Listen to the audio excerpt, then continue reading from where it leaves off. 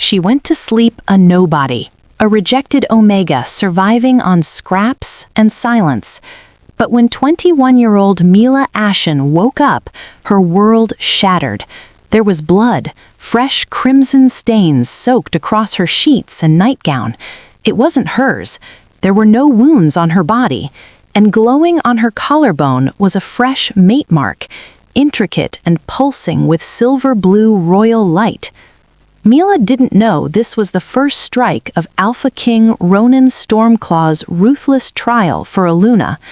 She didn't know that the mark had been placed by the king's own hidden ritual, testing for the one soul strong enough to stand beside him on the throne. She only knew one thing.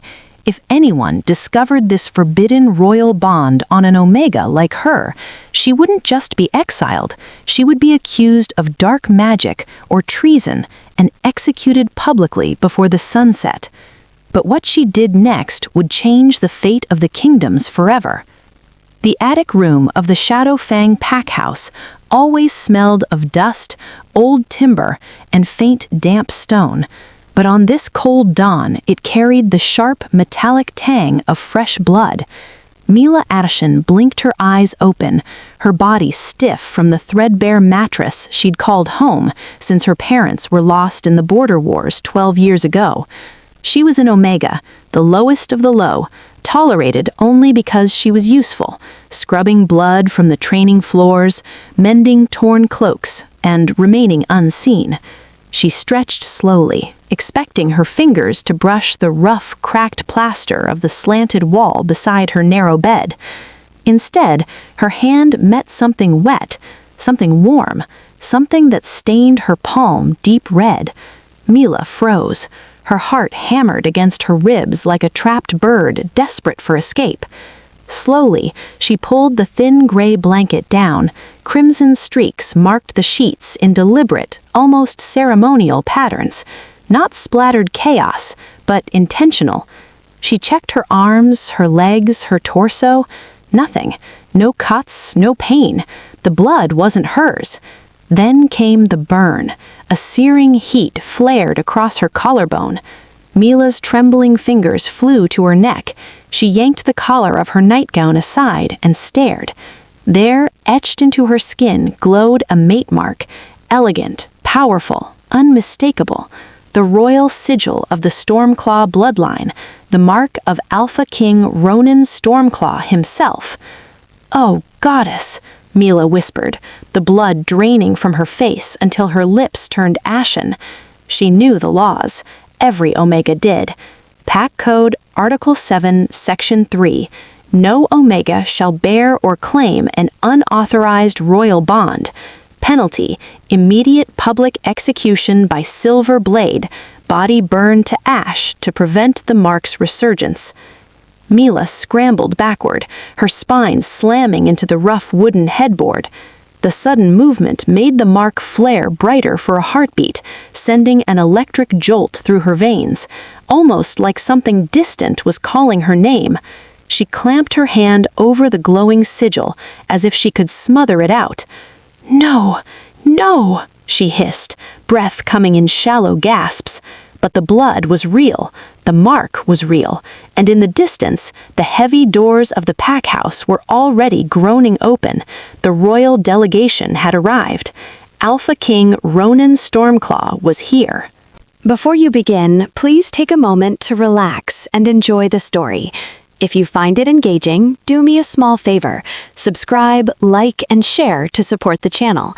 I'd also love to hear from you, so feel free to comment and tell me where you're watching from.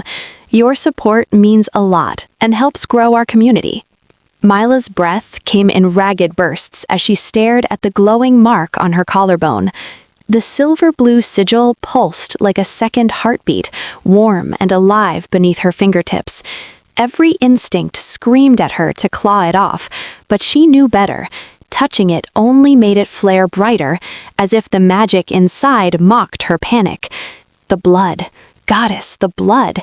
It had soaked through the sheets in deliberate streaks, dark and glistening in the pale dawn light filtering through the tiny attic window. Not hers, not anyone's she could see. She checked again. Arms, legs, stomach. Nothing. Just the metallic scent clinging to her skin like guilt. She knew the law as well as she knew the ache in her knees from years of scrubbing floors. Pack Code Article 7, Section 3. Unauthorized royal bond, death. No trial, no mercy, just silver and fire. Her hands shook so violently she nearly dropped the sheet when she yanked it free. She balled the crimson-stained fabric into a tight knot and crawled to the corner of the room where one floorboard had always been loose. She pried it up with bleeding fingernails, shoved the bundle into the narrow space beside the small tin box that held her mother's old locket, and hammered the board back down with the heel of her palm. No time, no time. She scrambled to the battered dresser, yanked open the bottom drawer, and pulled out the only thing she owned that might hide the evidence: a ragged gray scarf, frayed at the edges, the color of old ash. She wrapped it around her throat twice, knotting it high and tight until the wool scraped her skin. The mark still burned beneath the fabric, a dull throb now, like a warning. She caught her reflection in the cracked mirror propped against the wall. Pale face, wide gray eyes, dark hair tangled from sleep. A nobody, an Omega who had learned early that invisibility was the only armor she had. And now she wore the king's mark. From far below, the heavy groan of the great oak doors echoed up through the house. Shouts followed, guards, servants, the sharp bark of orders. The royal delegation had arrived. Alpha King Ronan Stormclaw was here in the Shadow Fang packhouse to choose his Luna through trials that had left blood on the stones of every territory he visited. Mila pressed her back to the wall, heart slamming against her ribs. The mark answered with a sudden, sharp heat, as though it recognized the king's presence and wanted to answer. She clenched her fists until her nails bit into her palms. Hide it. Survive the day. Do not look at him. Do not speak unless spoken to. And pray no one notices the scarf. No one smells blood. No one sees the glow beneath the wool. Because if they did, the square would be ready by noon, and the silver blade would be waiting.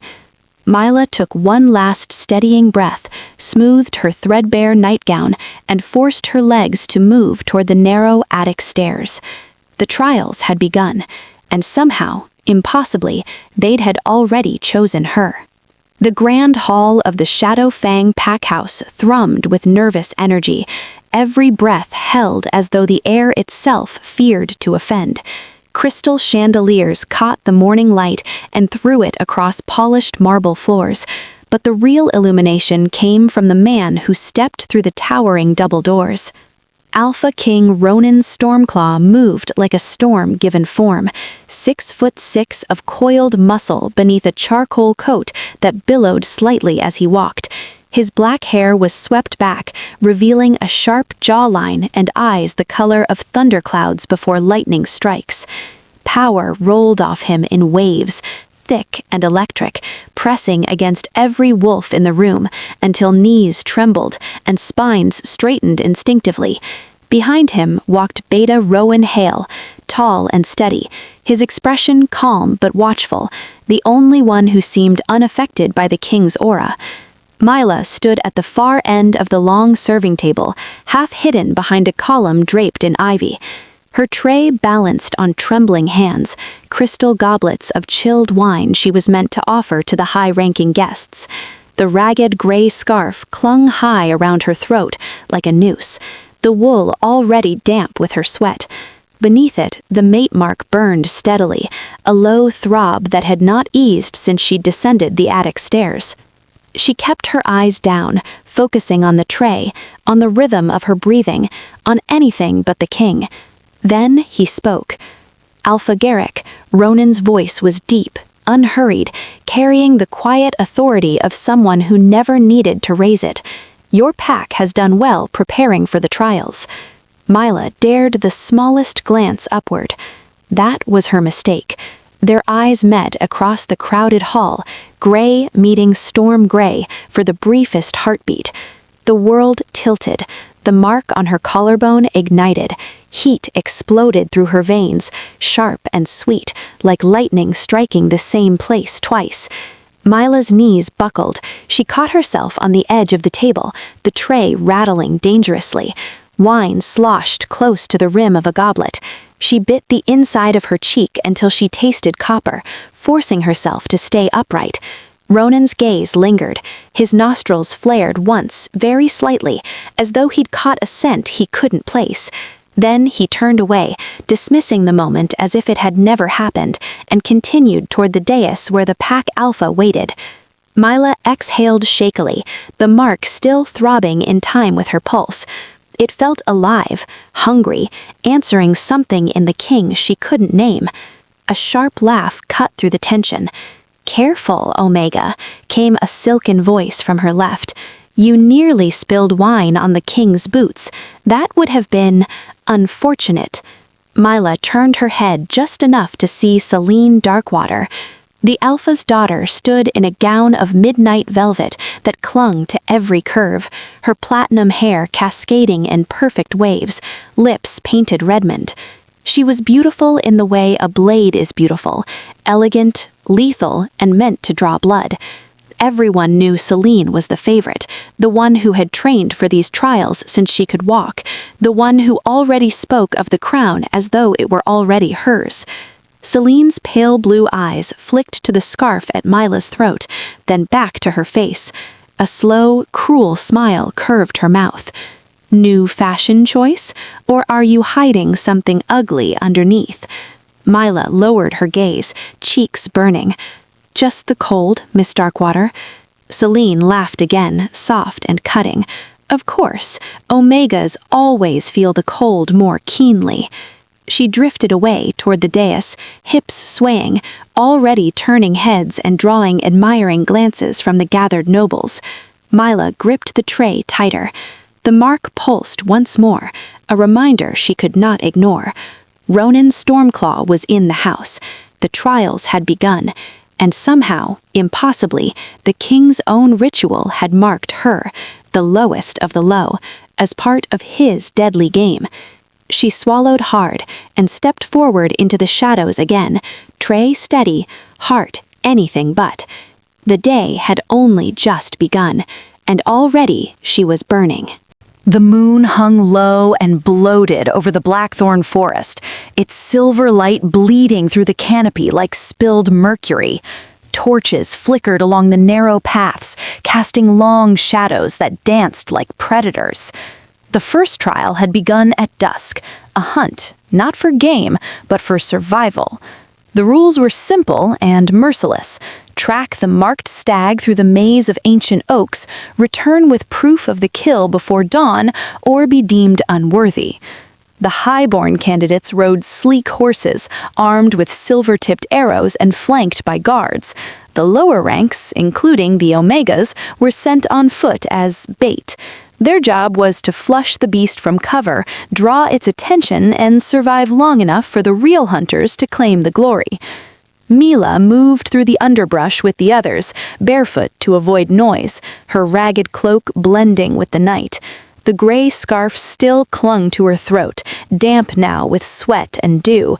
Beneath it, the mate mark simmered, a constant low burn that had not eased since the king's arrival. Every step sent a faint pulse through her veins, as though the mark itself were listening to the forest. She stayed low, heart hammering, avoiding the eyes of the other Omegas who whispered about her sudden inclusion. She had been summoned at the last moment, Alpha Garrick's cruel amusement, no doubt. Let the mouse run. Perhaps she'll surprise us. The stag appeared in a flash of white antlers and vanished again, leading them deeper. The group scattered. Mila lost sight of the others almost immediately. Branches clawed at her arms, roots tripped her feet. She pressed on, driven by the knowledge that failure meant more than humiliation. It meant elimination from the trials, or worse. Then she heard it, a low, pained whimper. She froze. A young beta male, barely older than her, lay crumpled against a fallen log, an arrow protruding from his thigh. Not the stag's mark, a hunter's mistake. His face was pale, breath shallow. Mila dropped to her knees beside him without thinking. "Hold still," she whispered.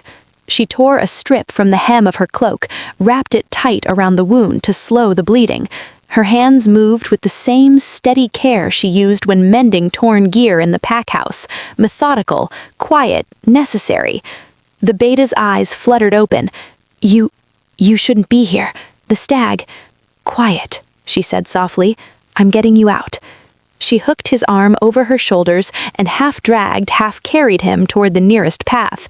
Every step jarred the mark on her collarbone.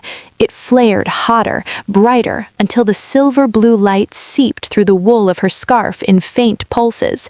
She clamped a hand over it, cursing under her breath. Behind them, hoofbeats. She glanced back and saw him. Ronan Stormclaw rode alone, black coat blending with the shadows, eyes scanning the darkness. He reined in his mount when he saw them, Mila supporting the wounded beta, blood on her hands, scarf askew just enough to let a sliver of glowing light escape. For a long moment, he simply watched.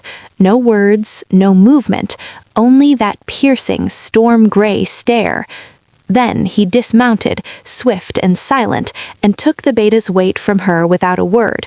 The young man sagged against him, already half-conscious. Ronan's gaze flicked to the scarf, to the faint glow beneath. Mila's heart stopped. She waited for the accusation, the command to kneel, the blade. Instead, he inclined his head, just once, the smallest acknowledgement, and turned back toward the main path, carrying the injured beta as though he weighed nothing. Mila stood frozen in the moonlight, breath ragged. She had been seen, and the king had not struck her down. By the time she stumbled back to the clearing at dawn, the stag's antlers already hung from Celine's saddle. The alpha daughter stood triumphant, laughing with the other candidates, but her eyes found Mila immediately. Look who crawled back, loud enough for the gathered nobles to hear. No kill, no proof, but I saw her slip away early, probably ran straight to the king for protection. Cheating already, Omega? Murmurs rippled through the crowd. Suspicion, disdain. Mila kept her head down, cheeks burning, but the mark beneath the scarf throbbed in answer, brighter now, hotter, as though Ronan's gaze had fed it new life. She had saved a life, and in doing so she had drawn the storm's attention. The trials had only begun, and already the mark was betraying her. The servants' corridor was a narrow vein of shadow running behind the grand hall, lit only by a single flickering lantern that threw long, wavering fingers across the stone walls. Midnight had long passed, the pack house silent, except for the distant creak of settling timbers and the soft pad of Mila's bare feet as she hurried toward the kitchens for a forgotten pitcher of water. She needed something, anything to keep her hands busy, to drown out the relentless throb of the mark beneath her scarf. She never heard him approach. A hand closed around her wrist, firm but not bruising, and pulled her into the deeper dark of an alcove. The lantern light vanished behind a broad shoulder. Mila gasped, spinning to face Alpha King Ronan Stormclaw. He filled the narrow space, coat unbuttoned, shirt collar open at the throat, revealing a sliver of tanned skin. His storm-gray eyes pinned her in place, unreadable and unrelenting. Up close, his scent hit her, rain-soaked cedar, iron, and something darker, like the air before lightning. The mark ignited. Pain lanced through her collarbone, sharp and bright, as though the sigil were trying to tear free of her skin. Mila bit her lip to stifle a cry, one hand flying instinctively to the scarf. Ronan's gaze dropped to the movement. "Take it off," he said quietly. She shook her head, voice barely a whisper. "I can't." "You will." His tone was not cruel, only inevitable. Trembling fingers loosened the knot. The wool fell away. The silver-blue light spilled into the dim corridor, casting eerie light across his face. Ronan exhaled once, slowly, as though he had been holding his breath for hours. "You feel it," he said, not a question. Mila nodded, tears pricking her eyes. The pain was unbearable now, a living thing twisting inside her. He lifted a hand. Mila flinched, but he only brushed the pad of his thumb over the mark, gentle, almost reverent. Sparks erupted where skin met sigil. Electric heat raced up her arm, down her spine, pooling low in her belly. Mila's knees buckled. She caught herself against the wall. Ronan stepped closer, crowding her without touching, his breath warm against her cheek. "I performed the ritual 3 nights ago, a hidden rite, blood and moonfire to call the one whose soul could match mine. I expected someone else, someone of rank, not an Omega scrubbing floors in the dark." Mila's heart stuttered. You did this to me?" "I called for truth," he corrected. "The mark answered. It chose you."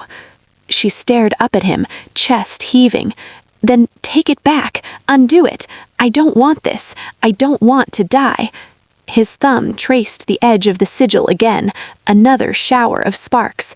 Mila whimpered, caught between agony and something dangerously close to want. "I cannot undo what the moon has bound, and I will not lie to you. The trials are designed to break the weak. If you are not strong enough to stand beside me, the mark will burn you alive before anyone else can touch you." She searched his face for deceit and found only brutal honesty. "Then let me go," she whispered. "Pretend you never saw it." Ronan's hand slid to her jaw, tilting her face up. His touch was fire and ice at once. "I cannot pretend," he said softly, "not when every instinct in me is screaming to claim what's mine." For one suspended heartbeat, the world narrowed to the heat of his palm, the thunder of his pulse echoing hers, the mark flaring between them like a shared secret. Then panic clawed through her. Mila shoved against his chest, harder than she thought possible, and slipped past him. She ran, bare feet slapping cold stone, scarf trailing behind her like a broken wing. Ronan did not pursue, but his voice followed her down the corridor, low and certain. "You cannot outrun fate, Mila Ashen." She fled into the kitchens, slamming the door behind her, back pressed to the wood, heart racing. The mark still burned, and somewhere in the dark, the king waited. The bathhouse steam curled thick and heavy, scented with lavender and mineral salts, turning the stone chamber into a hazy dream. It was the only place lower ranks and highborn shared without protest. Neutral ground, they called it, though the hierarchy never truly dissolved. Mila had come late, hoping the hour would empty the pools. She needed the heat to soothe the constant ache of the mark, to wash away the night's terror. She slipped into the farthest corner pool, scarf discarded on the bench, letting the water rise to her shoulders. The silver-blue sigil on her collarbone glowed faintly beneath the surface, refracted light dancing across the tiles like scattered stars. She closed her eyes, willing the pain to dull. A soft splash, then laughter, sharp, crystalline. Selene Darkwater emerged from the mist like a wraith, skin flushed from the heat, platinum hair slicked back. She paused at the edge of Mila's pool, eyes narrowing.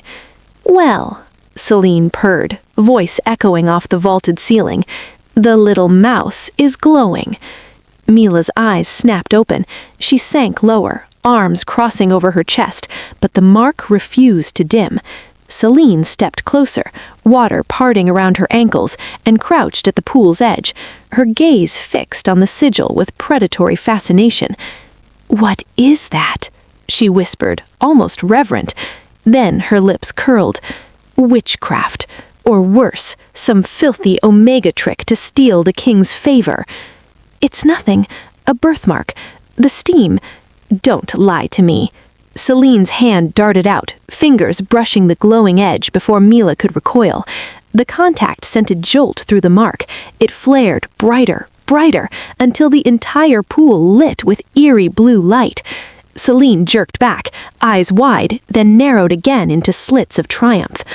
Oh, this is delicious. The king will love hearing how the lowest servant in the house is dabbling in forbidden magic. Mila lunged from the water, grabbing her towel, but Celine was faster. She shoved, hard, palm flat against Mila's shoulder. Mila stumbled, back hitting the slick stone wall, breath knocked out of her body. Stay away from what isn't yours. The crown is mine. You are nothing. She turned on her heel and swept out, leaving ripples in her wake. By morning, the rumors had spread like wildfire through the pack house. Whispers followed Mila as she carried linens, scrubbed hearths, prepared the next trial grounds. Witch. Cursed. Using dark arts to tempt the king. Eyes slid away when she passed, hands tightened on weapons. During the afternoon preparations, setting targets for the archery trial, Celine orchestrated the final humiliation. As Mila bent to place a marker stake, Celine stepped forward, foot deliberately catching the hem of Mila's skirt. The Omega went down hard, knees cracking against stone, stakes scattering. Laughter erupted from the gathered candidates. Clumsy thing, Celine called mildly. Perhaps the witch's spells are failing her. Mila pushed herself up, cheeks burning, refusing to meet anyone's gaze. Blood trickled from a scraped palm. She felt the mark pulse beneath her fresh scarf, hot, angry, alive. Then a shadow fell across her. Beta Rowan Hale stood there, expression unreadable, offering a hand. She took it warily. He pulled her to her feet with quiet strength, then leaned close, voice pitched for her ears alone. The king is watching you, more than you know. Every whisper, every fall. He hasn't looked away since the forest. Mila's stomach twisted. Why tell me? Rowan's gaze flicked toward the upper balcony where Ronan stood, arms crossed, eyes fixed on the scene below. Because he doesn't trust easily, and because whatever is happening to you, it's real. Don't let her break you before you understand what it means. He released her hand and walked away without another word. Mila stood amid the scattered stakes, the weight of dozens of stairs pressing against her skin.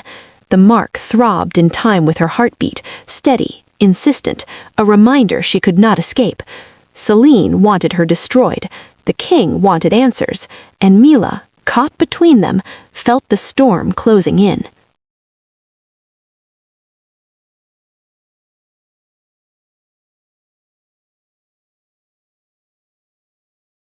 The blood trial unfolded in the ancient stone amphitheater beneath the pack house, lit by braziers that threw crimson light across the gathered wolves.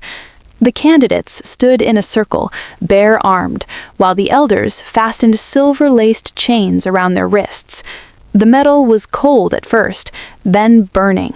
Thin threads of enchanted silver woven through the links, designed to test loyalty, endurance, and truth. The chains would tighten with every lie, sear deeper with every weakness. Only the worthy would walk away unmarked. Mila's turn came last. The elders hesitated when they saw her, but Ronan's gaze from the high seat compelled them forward. The chains clicked shut around her wrists, and the pain began immediately, white-hot, burrowing into bone and sinew. She clenched her teeth, refusing to cry out. The mark on her collarbone answered in kind, flaring in vicious harmony, as though the silver recognized its own kind. Questions came one after another, spoken by Elder Corvin in a voice like grinding stone. Do you seek the throne for power? No, Mila whispered. The chains tightened, silver biting deeper.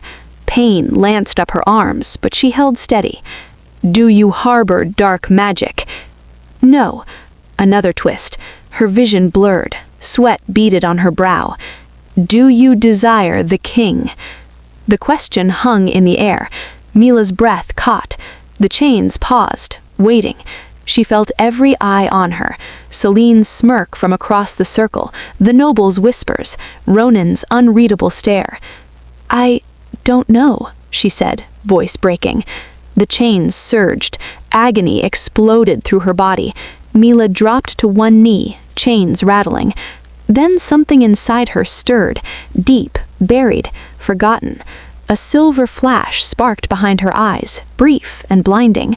Her suppressed wolf, long silenced by years of suppression and fear, lifted its head. The mark pulsed brighter, feeding the awakening thing within her. She forced herself upright. The chains loosened just enough. The elders exchanged glances. The trial ended. Mila staggered to the side table for the ritual water, throat raw. She lifted the cup to her lips, and a faint, bitter scent hit her. Too late. She drank. The poison was swift, a cold fire spreading from her stomach outward. Her legs gave way. She collapsed, cup shattering on the stone. Screams rose. Celine's face remained perfectly composed, eyes glittering with satisfaction. Then, strong arms caught her before she hit the ground. Ronan lifted her against his chest, coat enveloping her like night. The hall fell silent as he carried her through the crowd, every step deliberate. "Temporary royal protection," he declared, voice ringing off the walls. "No one touches her until the trials conclude." Murmurs erupted. He ignored them, carrying her to a small antechamber off the amphitheater. The door shut behind them, sealing out the noise. He set her gently on a cushioned bench. Mila curled in on herself, trembling, poison still burning through her veins. Ronan knelt before her. Without a word, he reached for the scarf, peeled it away. The mark glowed fiercely now, silver blue light illuminating the pain etched across her face. He leaned in.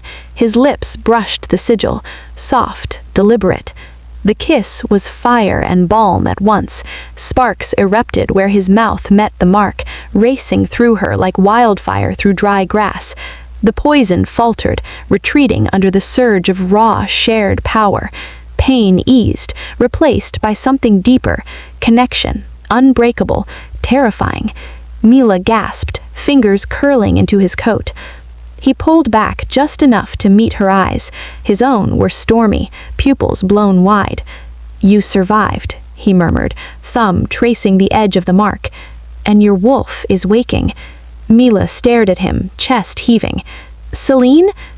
"I know." His voice was low, dangerous. "She will answer for it." He stayed there, forehead resting against hers for one long moment, the bond between them humming like a taut string. Then he stood, helping her to her feet. "The trials continue," he said quietly, "but you are no longer alone in them." Mila nodded, still trembling, but the silver flash in her eyes lingered longer this time. The wolf inside her was no longer sleeping, and the king had just kissed her awake.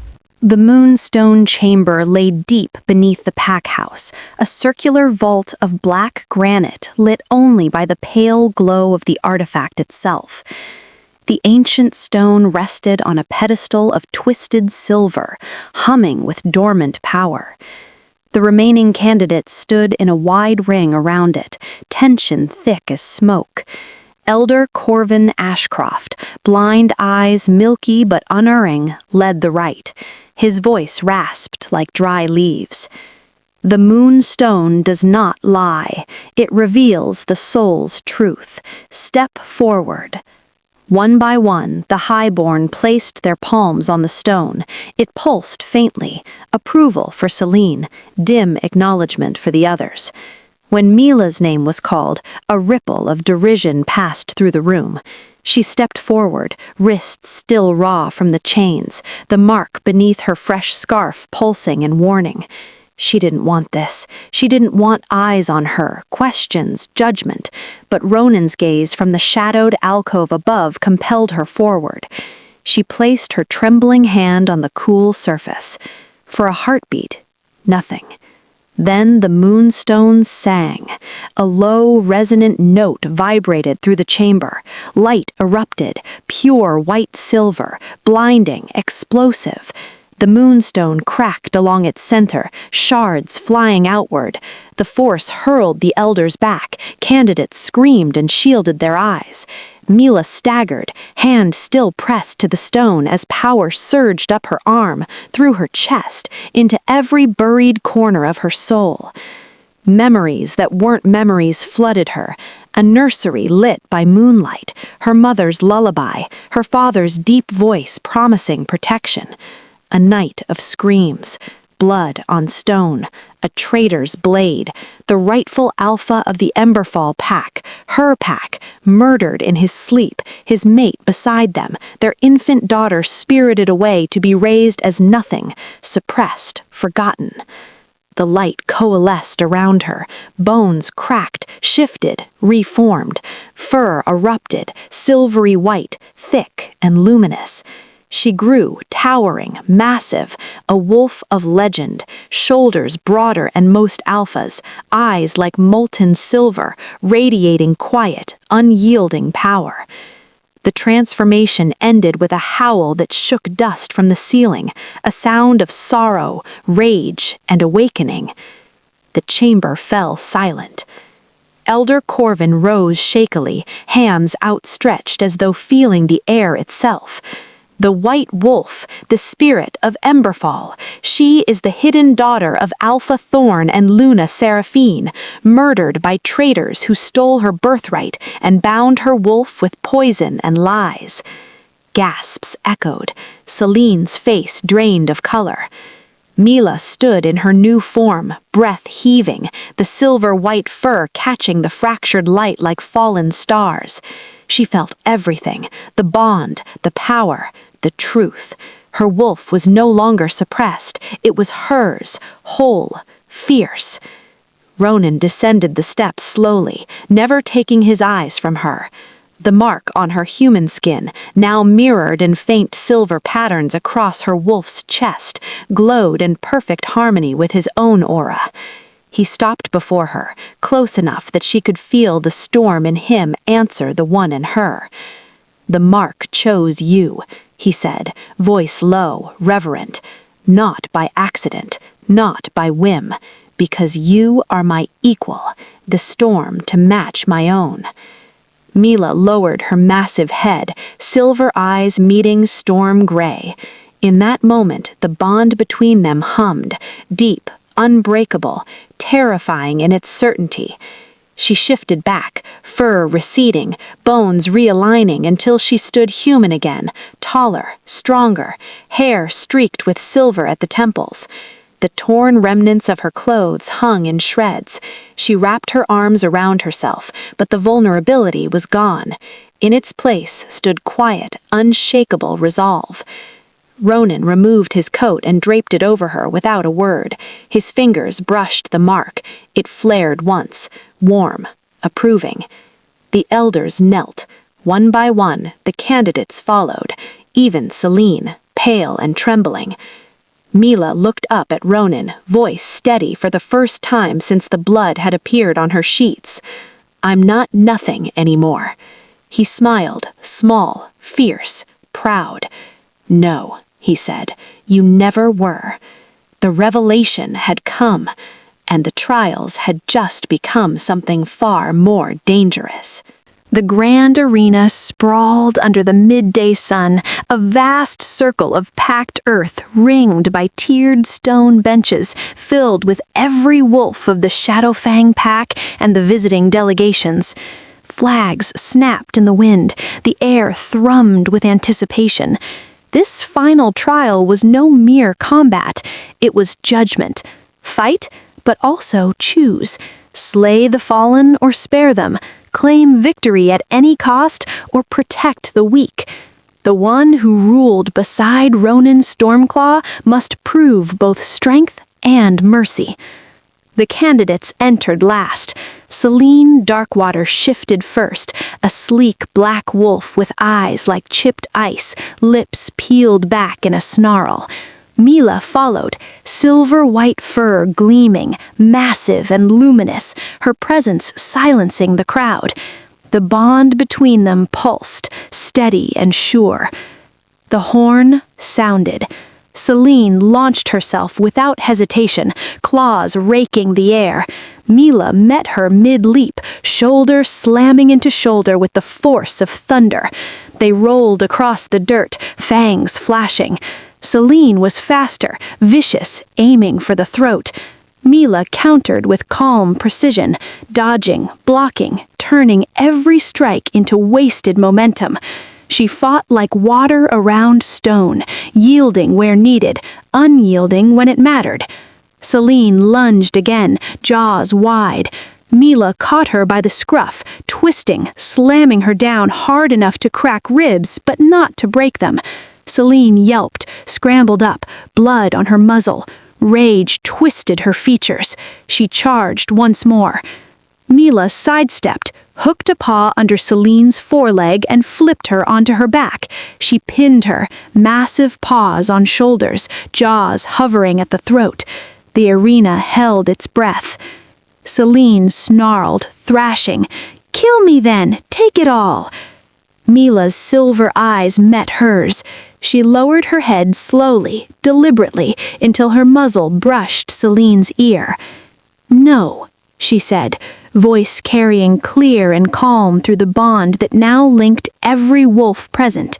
"I will not kill you, because true power does not feed on death." She released her hold. Celine lay there, panting, stunned. Mila lifted her head to the crowd. "Your Alpha's daughter did not act alone. Her family, Darkwater, conspired with Elder Corvin and others to murder my parents, Alpha Thorn and Luna Seraphine of Emberfall. They poisoned me as an infant, suppressed my wolf, raised me as nothing so their theft of power would never be challenged. The Moonstone proved it. The truth is written in my blood." Gasps rippled outward. Guards moved. Elders shifted uneasily. Celine tried to rise. Mila placed one paw gently but firmly on her chest. "Submit," Mila said, not a command, but a choice offered. "Or continue this path and lose everything." Celine's eyes burned with hate, then slowly dimmed. She rolled, exposing her throat. The crowd exhaled as one. Mila stepped back. The arena fell silent. Then Ronan descended the steps, coat billowing, eyes fixed on her alone. He stopped at the edge of the circle, shifted into his own massive black wolf, storm dark, lightning in his gaze. The two of them faced each other across the blood-streaked earth. He growled once, low, challenging. Mila answered, a sound of equal power, neither submission nor aggression. They circled once, twice. Then Ronan lunged, not to strike, but to test. Mila met him. They clashed, shoulder to shoulder, strength to strength. No blood drawn, only power recognizing power. The bond between them sang, bright and fierce. He reared up, paws on her shoulders, forcing her to brace. She held, unyielding, unbowed. For a long heartbeat they stood locked, eyes locked. Then Ronan lowered himself slowly, first one knee, then both. He shifted back to human form, knelt before her in the dirt, head bowed. The King of Storms knelt to the white wolf. "I declare you," he said, voice carrying to every corner of the territory, "my true equal, my Luna." The crowd erupted, some in shock, some in awe, many in relief. Mila shifted back, silver-streaked hair falling around her shoulders. She reached down, fingers brushing his jaw, lifting it to hers. He rose, took her hand, and together they turned to face the pack. The trials were over. The queen had been chosen, and the storm had finally found its match. 6 months had passed since the arena, and spring had come to the Shadowfang lands like a quiet promise kept. The pack fields bloomed with wildflowers and new green, the air sweet with rain and renewal. From the wide stone balcony of the royal suite, Mila stood beside Ronan, her hand resting lightly in his. She wore a simple silver gown that caught the sunlight like moonlight on water, its hem embroidered with thin obsidian threads, subtle, elegant, a quiet echo of the mark that had once threatened to consume her. The mate mark on her collarbone no longer hid beneath scarves. It glowed softly against her skin, a shared sigil now, mirrored by the faint silver pattern that had appeared on Ronan's own chest the night they completed the bond. It no longer burned. It simply was, steady, warm, a living reminder of the storm they had weathered together. Below them, the territory thrived. Villages rebuilt stronger than before. Children laughed in the meadows, warriors trained without the shadow of fear. Justice had returned, carried on Mila's calm, unyielding voice. Ronan turned to her, thumb brushing the back of her hand. His storm-gray eyes held something softer now, something unguarded. "I never wanted a weak Luna," he said quietly, voice rough with honesty. "I thought I needed someone who could endure my storms without breaking, but I was wrong." He lifted her hand to his lips, kissed her knuckles. "I needed a storm of my own, someone who could match me, challenge me, steady me, stand beside me when the world itself tried to tear us apart. That was always you, Mila, from the moment the mark answered my call." She smiled, small, sure, the smile of someone who had walked through fire and come out whole. "I woke up covered in blood, thinking I would die before the day ended, and here we are." He drew her closer, forehead resting against hers. "Here we are." Later that afternoon, in the council chamber, Mila sat at the head of the long oak table. Ronan stood beside her chair, not as ruler, but as partner, equal. The elders, once hesitant, now listened without interruption. The pack's needs were laid bare, trade routes to restore, borders to secure, old wounds to heal. Mila spoke with calm command, her voice clear, measured, carrying the weight of someone who had once been invisible. She approved the rebuilding of the Emberfall Memorial, allocated resources for the orphaned young, and quietly dismantled the last remnants of the old suppression laws that had silenced wolves like her. No fanfare, no cruelty, only justice tempered with compassion. When the meeting ended, the council rose, bowing first to her, then to Ronan. The gesture no longer felt strange. As the doors closed behind them, Ronan slipped his arm around her waist, pulling her close. "They follow you," he said, pride threading his words, "because they choose to." Mila looked out the tall windows toward the blooming lands. "They finally see what I always knew. We're stronger when we lift each other up." He turned her to face him, fingers tracing the glowing mark on her collarbone. "She woke marked in blood," he whispered, echoing the words that had haunted her nightmares, "and turned it into a crown of stars." Mila rose on her toes, kissed him, slow, certain, the bond between them humming like a song finally complete. Outside, the pack moved on, free and flourishing.